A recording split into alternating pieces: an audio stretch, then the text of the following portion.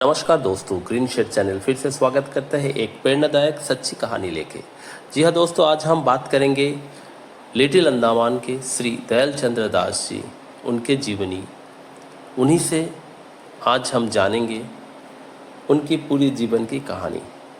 जी हाँ दोस्तों, मैं बात कर रहा हूँ दयाल चंद्र दास जी के। वे पहले ईस्ट पाकिस्तान यानी वर्तमान समय के बांग्लादेश से आए थे रिफ्यूजी सेटलमेंट के तहत। वे पहले तो नील आइलैंड पे आए थे अपने पिताजी के साथ 1969 में, लेकिन कुछ महीने बाद वे लिटिल अंडमान आए और यहाँ बस गए। जी हाँ दोस्तों, मैंने जिक्र किया नील आइलैंड, जो 1858 में इनका नामकरण हुआ। जेम्स स्मिथ नील, जो 1857 के क्रांति के एक सोल्जर है, उन्हीं के नाम पर नील आइलैंड के नामकरण हुआ था। इसका कुल क्षेत्रफल 13.7 स्क्वायर किलोमीटर और पोर्ट ब्लेयर से लगभग 34 किलोमीटर की दूरी पर है। जी हाँ दोस्तों, आज हम जाएंगे लिटिल अंडमान। जी हाँ दोस्तों, मैं हेली ले चुका हूँ और हेली से मैं लिटिल अंडमान पहुँचूँगा और पहुँचने के बाद सीधा मैं रामकृष्णपुर यानी 16 किलोमीटर जाएंगे और दयाल चंद्र दास से मिलेंगे। उनसे कई सारे कहानी हम सुनेंगे जो नील आइलैंड से जुड़ा हुआ है, जो लिटिल अंडमान से जुड़ा हुआ है, जो रुद्रपुर जो कैंप है, और उन्हीं के जुबानी जानेंगे पूरी कहानी। लिटिल अंडमान के हेलीपैड हम पहुंच गए दोस्तों। अब हम अग्रसर होंगे 16 किलोमीटर यानी रामकृष्णपुर। जाते जाते हम बहुत कुछ अपने साथ एक्सपीरियंस लेते। हम पहला बार यहाँ पर पहुँचे हैं। ये दोस्तों लिटिल अंडमान के जो हडबे क्षेत्र है, जो सुनामी के कहर यहाँ पर बरसे थे, ये लिटिल अंडमान के ही हडबे क्षेत्र के सुनामी मेमोरियल है। एक पार्क भी यहाँ पर बना हुआ है जहाँ पर बच्चे खेलते हैं। 2004 के सुनामी में बहुत सारे लोगों ने अपने जान गंवाई। यहाँ पर सुनामी मेमोरियल, साथ ही साथ ग्राम पंचायत हडबे द्वारा यहाँ पर सेव अर्थ एंड बर्ड्स के लिए भी एक प्रतिमा रखे गए स्मारक। Shri Udit Prakash Rai, deputy commissioner south Andaman, in presence Shrimati Geeta Rao, प्रधान ग्राम पंचायत हडबे, तथा अदर्स PRA मेंबर्स की उपस्थिति में 13/10/2017 को इसका इनॉग्रेशन हुआ। दोस्तों 26/12/2004 के जो डिवास्टिंग सुनामी था, इस सुनामी के कहर में कई लोगों ने अपने प्राण की गवाए, आहुति दी। यहाँ पर आप देख सकते हैं name of the missing person भी यहाँ पर लिखा गया है। दोस्तों इसके बाद हम चलेंगे लगभग 11 किलोमीटर के आसपास। ये जो आप वाटर बॉडीज़ देख रहे हैं, ये एक्चुअली जो वाइट सर्फ वाटर फॉल्स है, उन्हीं से निकला हुआ है। दोस्तों काफ़ी टूरिस्ट यहाँ वाटरफॉल्स देखने आते हैं, स्पेशली मानसून का टाइम। जी हाँ दोस्तों, मैं मानसून के टाइम ही लिटिल अंडमान पहुँचा हूँ ताकि मैं आपको जो वाटरफॉल्स का जो रियल ब्यूटी है ड्यूरिंग द मानसून मैं आपको दिखा सकूं। दोस्तों यहाँ पर फॉरेस्ट विभाग APWD द्वारा बहुत ही अच्छा से यहाँ पर मेंटेन करके रखे हैं। आप देख सकते हैं काफ़ी सारे टूरिस्ट का आगमन यहाँ पर होते रहते हैं हर दिन। और दोस्तों बिल्कुल फ्री है एंट्री सबके लिए। और यहाँ पर हम लगभग पहुँच चुके हैं वाटरफॉल्स के ओर। हम आपको दिखाएंगे ड्यूरिंग मानसून वाटरफॉल्स किस प्रकार अपना खूबसूरती दिखाते हैं। यहाँ प्रकृति का ये वरदान है लिटिल अंडमान के लिए। दूर दूर से लोग आते हैं इस वाटरफॉल का आनंद लेने के लिए। कुछ बच्चे यहाँ पर आए हैं बिकॉज़ ये समर वैकेशन चल रहा है। आप देख सकते हैं खूब बारिश के समय यहाँ पर काफ़ी पानी बहता है यहाँ पर, और ये पानी समुंदर में जाके समा जाते हैं।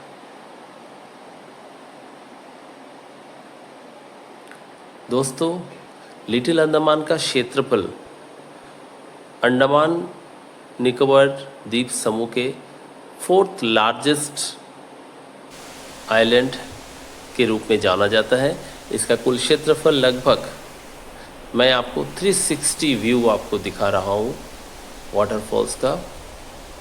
मैं बात कर रहा हूँ दोस्तों, लिटिल अंडमान का कुल क्षेत्रफल 707 स्क्वायर किलोमीटर, और कुछ ही दूरी पर आपको मिल जाएंगे एक खूबसूरत बीच जो काला पहाड़ के नाम से बहुत प्रसिद्ध है। यहाँ काफ़ी टूरिस्ट आते हैं घूमने के लिए, यहाँ पर स्थानीय लोग भी आते हैं, कुछ लोग तो फिशिंग करने आते हैं। और स्पेशली एक चीज़ मैं आपको दिखाना चाहता हूँ, ये जो काउस दिख रहे हैं, ये एक्चुअली पूरे लिटिल अंडमान क्षेत्र में आपको हर जगह मिलेगा, चाहे वो रोड के बीच में हो या समुंदर के किनारे। ये देखिए दोस्तों, मैंने जिक्र किया रोड के बीच में। एक्चुअली यहाँ पर जो डलडा प्लांटेशन था, उस समय जो लोग यहाँ पर कार्यरत थे, उन्हीं के ये डोमेस्टिक एनिमल्स है। कंपनी जब बंद हो गए वो चले गए, लेकिन इस पशुओं को छोड़ के गए लिटिल अंडमान में। जी हाँ दोस्तों, ये मैं जा रहा हूँ दयाल चंद्र दास जी के घर, जो लिटिल अंडमान के 16 किलोमीटर में स्थित है। और जाते समय मैंने बोला था डलडा प्लांटेशन, जी हाँ, उनके घर के जो रोड अप्रोचिंग रोड है, दोनों ओर देखिए, आप देख सकते हैं डलडा प्लांटेशन। अभी हाल ही में मैंने देखा कई सारे पेड़ों में डलडा हुआ है, लेकिन काफ़ी छोटे हैं, अभी तक मैच्योर नहीं हुए। तो चलिए दोस्तों, हम मिलते हैं श्री दयाल चंद्र दास जी से और सुनेंगे उन्हीं के जुबानी उनके जीवन के कुछ अनमोल कहानी, जो शुरू हुआ था वर्तमान समय के बांग्लादेश से लेके अब रहते हैं लिटिल अंडमान। तो चलिए दोस्तों, मिलते हैं श्री दयाल चंद्र दास जी से और सुनते हैं उन्हीं के जुबानी कहानी।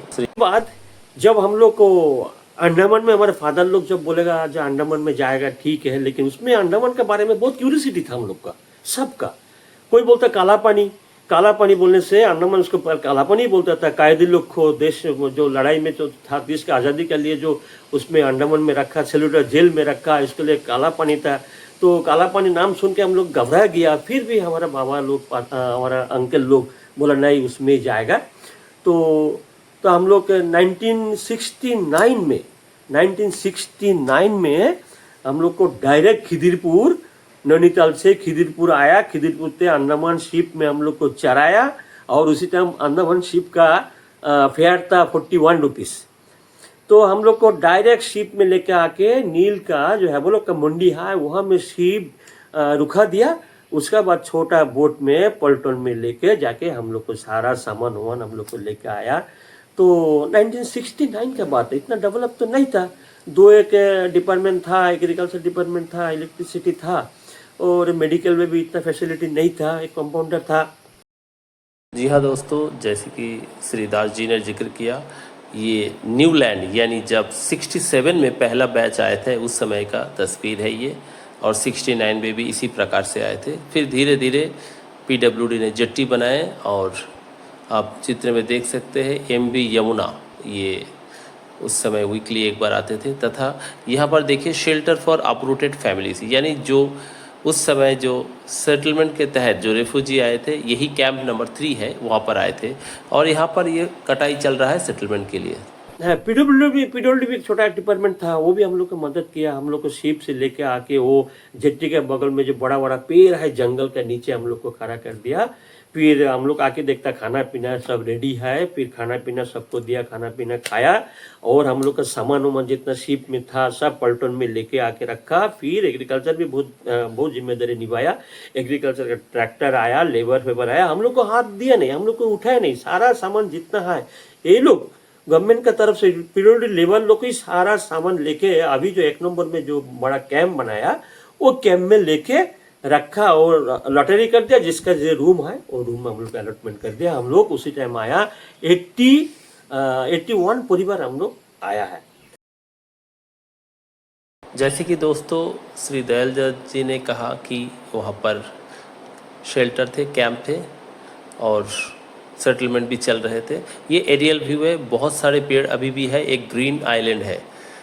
और दोस्तों 1967 मार्च 27 को पहला बैच आए नील आइलैंड में 50 फैमिली के साथ। उसके बाद 8 जून 1967 को दूसरे बैच आए 36 फैमिली, और लास्टली जो है मई 1969 थर्ड बैच आए विथ 84 फैमिलीज।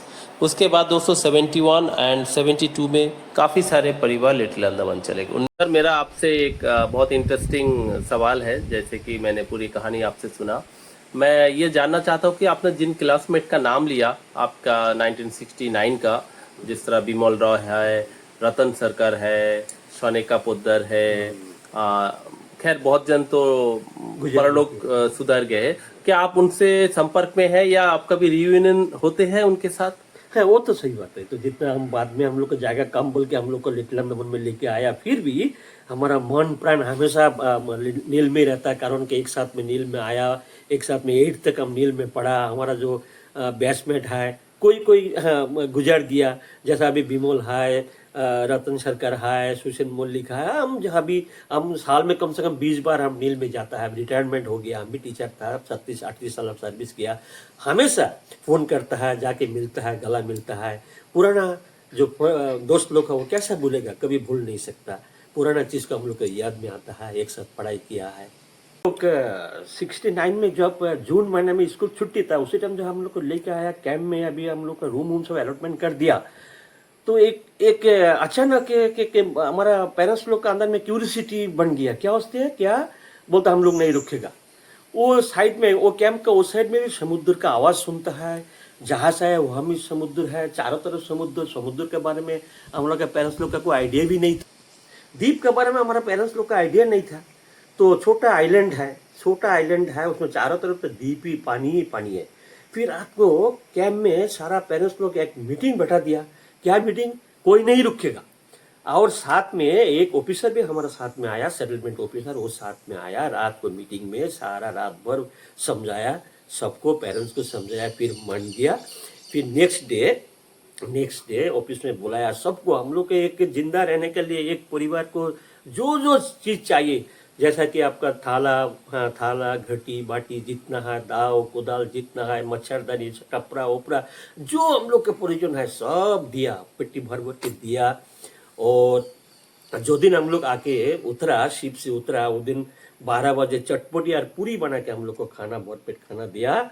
और रात को वो एग्रीकल्चर की तरफ से, डिपार्टमेंट की तरफ से हम लोग को रात को सारा हम लोग को परिवार को खिचड़ी भी खाने दिया। फिर नेक्स्ट डे जब सामान उमान सब दिया, चाल डाल दिया, उसी टाइम अपना से खाना पीना बना के खाना शुरू किया। इसके बाद जब हमारा पेरेंट्स लोग का माइंड सेटअप हो गया, फिर नेक्स्ट डे 2 एकड़ करके सबको जमीन बांट दिया। हम लोग आके देखता गवर्नमेंट का तरफ से धान उन लगा के रखा, जायदान लगा के रखा। वो देख के हमारे पेरेंट्स को थोड़ा खुशी हो गया, सबको 2 एकड़ कर जमीन भी दे दिया। माइंड सेटअप हो गया तो अपना चार्जबार शुरू किया। और कुछ रांची लेबर था, लोग जंगल काटना शुरू किया सेटलमेंट देने के लिए। एक्चुअली जगह उधर में बहुत कम है। तो फिर उसके टाइम वैकेशन में हम लोग को लेके आया। तो फिर जैसे ही वैकेशन खत्म हो गया तो ऑफिसर लोग ने फिर हमारा कैंप में आके कौन बच्चा कौन क्लास में एडमिशन लेना, कितना बच्चा है, सब नाम हम लिखा के गया। तो जैसे ही स्कूल खोला तो उसी टाइम हम खुलने के बाद हमारा अंकल लोग जैसा जो बच्चा को एडमिशन कराने का बोला, कोई 6 में, कोई 5 में, कोई 4 में, तो 3 में, 1 में, 2 में बच्चा स्कूल में जाके एडमिशन लिया। हम जाके अब्बा लेके गया, हम क्लास 4 में एडमिशन लिया। तो उसी टाइम हमारा जो बैचमेट था, क्लासमेट था, अभी भी याद है, जैसा रुद्र दास है, रतन सरकार है, और 4 नंबर का बिमल राय है, सुशन मल्लिक है। और 2 लड़की था हमारा क्लास में, एक नोनी रानी मल्लिक, और एक लेडी और एक गर्ल्स था सोनेका पोद्दार। ये हम लोग का क्लासमेट था। और उसी टाइम जो स्कूल का बिल्डिंग ये नहीं था, एक लकड़ी का बिल्डिंग था। वो बड़ा मिडिल स्कूल ही था, लकड़ी का बिल्डिंग था। वो उसके ऊपर में चलने से धप धप करके आवाज़ भी करता था। बीच में एक हॉल था, चारों तरफ रूम था। जैसे कि हम श्री दयालदास जी से सुने हैं कि एक सेंटर में बिल्डिंग थे, लकड़ी के थे, धप धप आवाज़ आते थे। जी हाँ दोस्तों, बिल्कुल सही है। ये जो दृश्य मैंने दिखाया ये वही स्कूल है 1967 से जो चले आ रहे, और ये आज के समय के वही नील आइलैंड जो शहीद द्वीप से जाने जाते अब के ये सीनियर सेकेंडरी स्कूल है दोस्तों। उसका एंट्रेंस है और यहाँ पर आप देख सकते हैं इस्टेब्लिशमेंट 1967। जी हाँ, काफ़ी शानदार बिल्डिंग्स कंस्ट्रक्शन हो चुके हैं, डबल स्टोरी बिल्डिंग है, काफ़ी अच्छे एंट्रेंस है। और ये जो पेड़ पौधे देख रहे हैं उस समय के जो लोग थे, टीचर्स थे, बच्चे थे जो आए थे, जो पेड़ लगाए, आज उसका फल आज के जनरेशन को मिल रहा है और काफ़ी खूबसूरत ये स्कूल बिल्डिंग है दोस्तों। श्री दयालदास जी क्लास 8 पास करने के बाद नील आइलैंड से वे रविंद्र बंगला विद्यालय में भी पढ़ाई किए और काफ़ी फेमस विद्यालय रहे और इसका इस्टेब्लिशमेंट भी 1962 में हुआ था। और नील आइलैंड को उनके जो दोस्त का नाम लिए, दोस्तों के जो रुईदास दास जी है, बिमल रॉय जी है, ये सब यही स्कूल पढ़ाई किए क्योंकि नील आइलैंड के उस समय स्कूल 8वीं तक थे, बाकी के जो पढ़ाई है वो आरबीबी में करना पड़ते थे। दयालदास जी और उनके जो साथी है बिमल रॉय जिनका भी नाम लिया, वे लोग उस समय यहाँ पर जो बॉयज़ हॉस्टल हुआ करता था मिडिल पॉइंट, वो लकड़ी का बना हुआ था, वहाँ पर रहते थे। काफ़ी तकलीफ़ मेहनत करके वो लाइफ में सक्सेस हुए, एक सक्सेसफुल टीचर बने, एक सक्सेसफुल इंसान बने, एक मिसाल बने दूसरों के लिए कि अगर आपका हौसला बुलंद है, आप मेहनती है, आप कर्मनिष्ठा है, कर्म मेहनत पे आप भरोसा रखते, ये वही बॉयज़ हॉस्टल है। आज के समय के ट्रिपल स्टोरी आरसीसी बिल्डिंग है, एक समय यहाँ पर लकड़ी के बिल्डिंग हुआ करते थे दोस्तों। ये जो आज के जो प्रेरणादायक कहानी है ये श्री दयालदास जी के है जो प्राथमिक शिक्षक के रूप कार्यरत थे। अगर आपको ये प्रेरणादायक कहानी पसंद आए तो लाइक, शेयर और सब्सक्राइब ज़रूर करें दोस्तों। उम्मीद है कि आपको ये वीडियो पसंद आए और इसी प्रकार के रियल स्टोरी बेस्ड कहानी मैं आगे भी आपके लिए लेके आऊँगा। तो हमारा चैनल में बना रहे, हमारे वीडियोस को लाइक, शेयर और सब्सक्राइब ज़रूर करें। तो दोस्तों फिर मिलते हैं अगले वीडियो के साथ, तो बना रहे हमारे ग्रीन शेड चैनल में। धन्यवाद।